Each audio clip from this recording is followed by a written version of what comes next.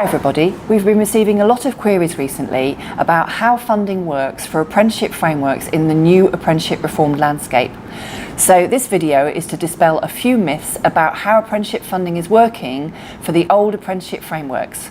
So, first of all, to make apprenticeship funding more straightforward for employers, as of the 1st of May, the Education and Skills Funding Agency, the government, put in place 15 apprenticeship funding bands for all apprenticeships, and that's regardless of whether they're an apprenticeship standard or whether they're apprenticeship framework.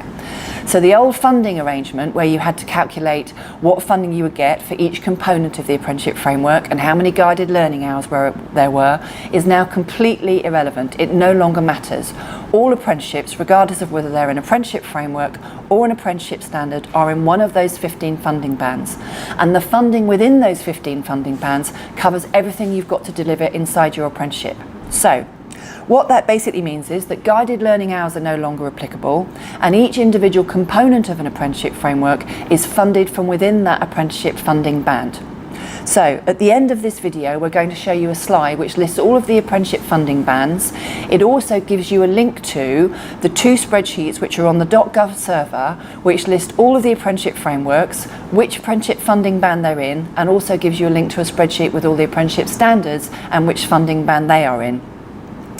So, the maximum amount providers can get from either levy or non-levy delivery for those apprenticeships is the maximum amount of that funding band. Obviously, as providers, you will negotiate with your employer for how much you're going to deliver, but you no longer have to worry about guided learning hours, you no longer have to worry about the separate components.